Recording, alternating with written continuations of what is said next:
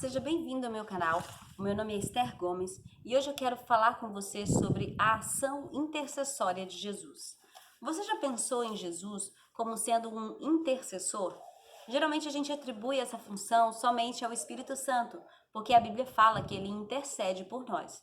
Mas Jesus também, ele é um excelente e um grande intercessor. Em vários momentos da vida de Jesus, você vai perceber que ele orava, e orava muito. Um dos capítulos que eu mais gosto, que fala sobre a oração e Jesus, está lá em João 17, quando ele intercede por si mesmo, pelos discípulos, pela igreja e por aqueles que se haviam de salvar, eu e você. Mas hoje eu quero falar de uma intercessão específica que Jesus fez a Pedro. Está lá em Lucas 22, do 31 ao 35, e diz assim: Simão, Simão, Satanás pediu você para peneirá-lo como trigo. Mas eu orei por você para que a sua fé não desfaleça. E quando você se converter, fortaleça os seus irmãos. Mas ele respondeu: Estou pronto para ir contigo à prisão e para a morte. Respondeu então Jesus: Eu lhe digo, Pedro, que antes que o galo cante 3 vezes, você negará que me conhece. Então Jesus perguntou: Quando eu os enviei sem bolsa, saco de viagem, sandália, faltou alguma coisa? Nada, eles responderam. Bom, até aqui. Jesus ele faz um comunicado para Pedro dizendo: Olha, Pedro, Satanás pediu a sua vida para se andar como trigo. Até ali, o que a gente sabe sobre a história de Jesus? Jesus havia escolhido seus discípulos e já tinha andado com eles por pelo menos 3 anos.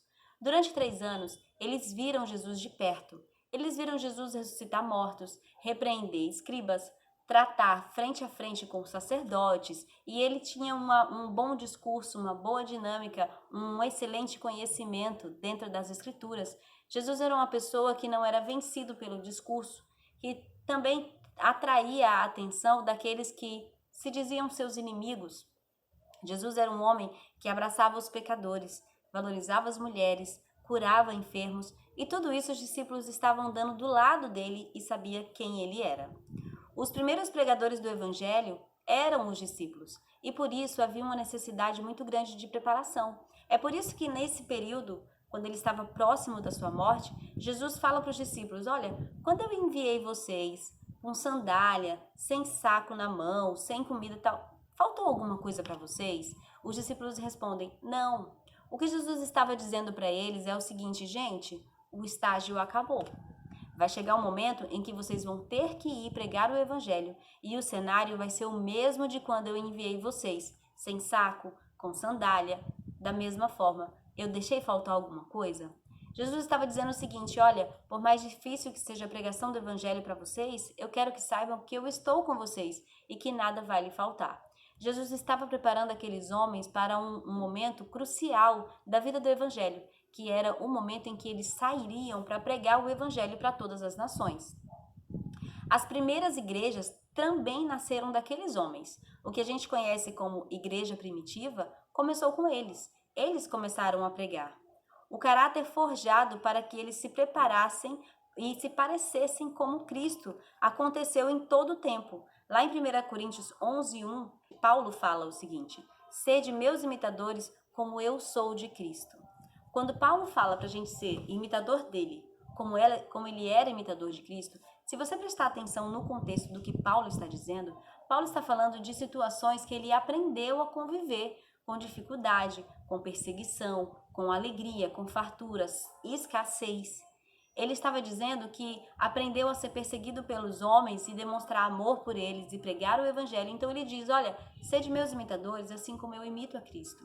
Em todo o tempo, nesses 3 anos de ministério, Jesus estava ensinando para os discípulos exatamente a lição que Paulo havia aprendido até ali e estava tentando ensinar agora para os irmãos de Coríntios: sede meus imitadores, como eu sou de Cristo. Os discípulos estavam sendo levados a se parecerem com Jesus. Jesus os ensinou a amar sem distinção. E quando comeu com cobradores de impostos, conversou com a samaritana, morreu por aqueles que os crucificaram e intercedeu por eles junto ao Pai, enquanto ainda estava na cruz. Tudo isso eram lições que Jesus estava passando para aqueles homens. Olha, vocês são meus discípulos. vocês levarão a minha marca. As pessoas olharam para eles e chamaram ele de cristãos. Isso quer dizer que se parecem com Cristo. Era isso que Jesus estava fazendo com aqueles homens. Ensinou-os a ser servo de todos quando lavou os pés de cada discípulo. Olha, quando Jesus lavou os pés de cada discípulo, Jesus estava ensinando para eles: eu estou lavando os pés do discípulo que me ama. Eu estou lavando os pés do discípulo que vai me negar. Eu estou lavando os pés do discípulo que vai me trair e daquele que não vai acreditar em mim.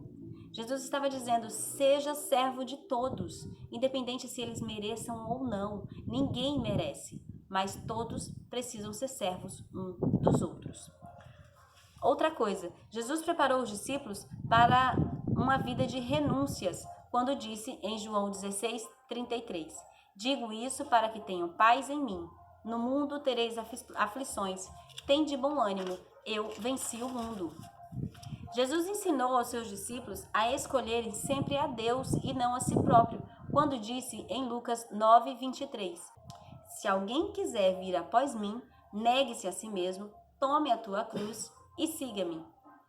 Jesus também os ajudou a nunca temer os homens quando disse em Mateus 10:28: não tenham medo do que podem matar o seu corpo, mas não podem matar a sua alma. Antes, temei aquele que pode destruir tanto a alma quanto o corpo e lançá-lo no inferno.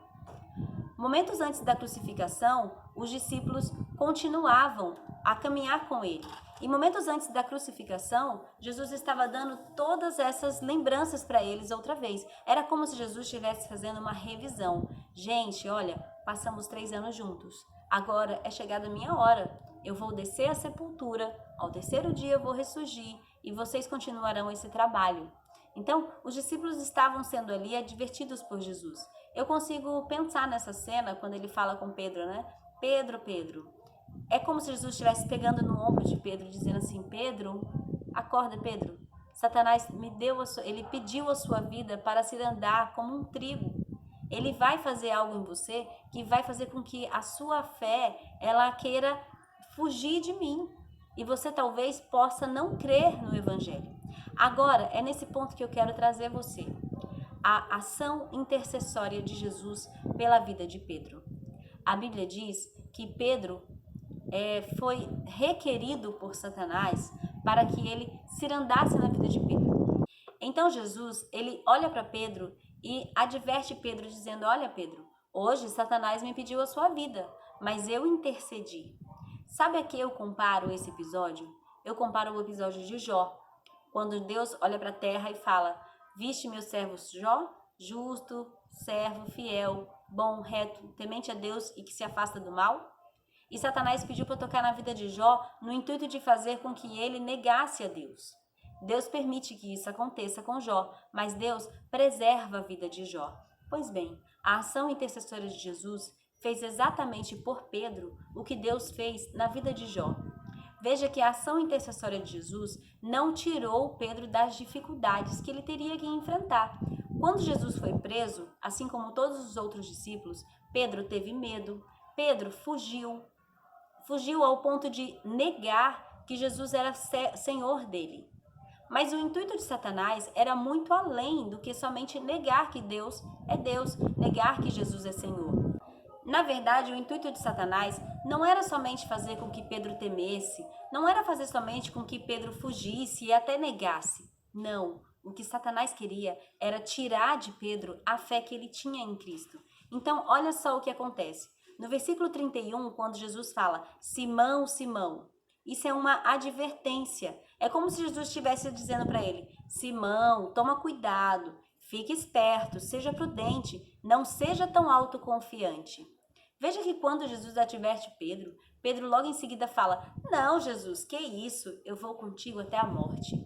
E Jesus estava dizendo: Simão, cuidado, Simão, não seja tão autoconfiante, não acredite tanto em si mesmo ao ponto de não acreditar que você seja capaz de me abandonar. Simão, Simão, é isso que Jesus está falando para ele. Então Jesus completa a sentença dizendo: Satanás pediu. Quem pede não tem domínio e nem posse de nada. A mesma coisa que aconteceu com Jó, aconteceu com Pedro. Não foi Satanás que deu a ideia para Deus. Foi Deus que chegou para Satanás e disse: vá e toque no meu servo Jó, mas não toque na sua vida.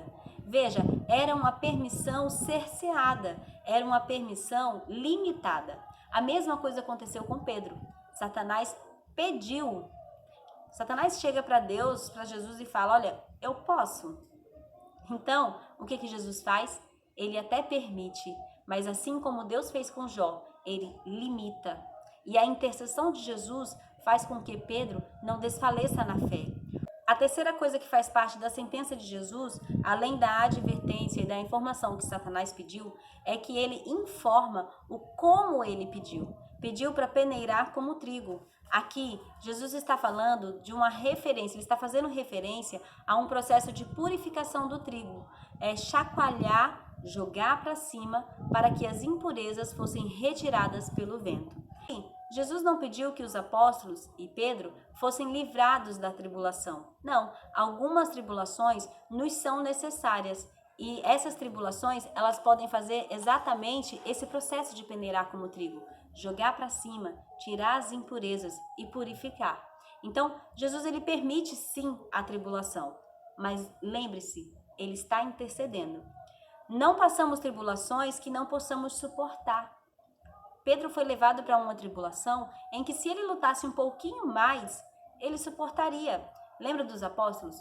Todos fugiram, todos abandonaram, mas Pedro negou, né? E isso foi uma tribulação pontual, comum a Pedro, pertinente para a vida de Pedro, porque de todos os apóstolos, ele era o mais autoconfiante.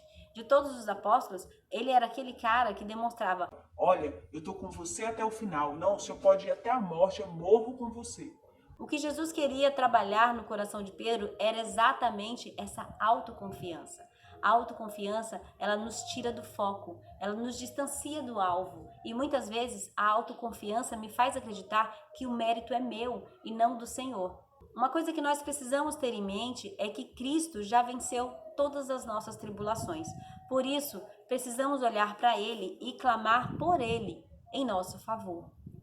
Lembra o que Ele disse lá atrás? Que no mundo tereis aflições, mas tende bom ânimo porque eu venci? Jesus já venceu todas as nossas tribulações. E isso não quer dizer que eu e você não vamos passar por elas. Isso quer dizer que Ele não nos coloca em tribulação que nós não possamos suportar. Mas para que nós possamos suportar, temos que clamar por Ele, porque Ele já venceu e nos dará para nós o escape. As tribulações, elas são resultados das nossas paixões, consequência do nosso caráter que não está alinhado com o caráter de Cristo. Isso está lá em Tiago 4, quando Tiago diz que as tribulações elas vêm por causa das paixões que estão nos nossos corações. Deus se agrada de corrigir aquele a quem ele ama. Pedro estava indo para uma nova fase da sua vida, e essa fase era a pregação do evangelho. O apóstolo Paulo, ele vai falar sobre isso quando ele diz o seguinte, que os apóstolos, eles se serviram como palco para o mundo. E ele vai dizer quantas perseguições os apóstolos tiveram que enfrentar. Aquela tribulação foi necessária para Pedro. Aquela tribulação de se sentir afligido ao ponto de negar a Jesus e depois de receber o perdão de Jesus foi necessária para que ele se mantivesse firme na palavra e se mantivesse firme no propósito de Cristo. As tribulações revelam quem realmente somos, nos humilha e nos torna mais dependentes de Deus. Quando a gente é atribulado, a gente se revela automaticamente. Muitas vezes você está lá com seu dinheiro, com seu salário, sem dívidas, com comida no armário, mas quando a escassez começa a chegar, a primeira coisa que a gente faz é reagir contra Deus.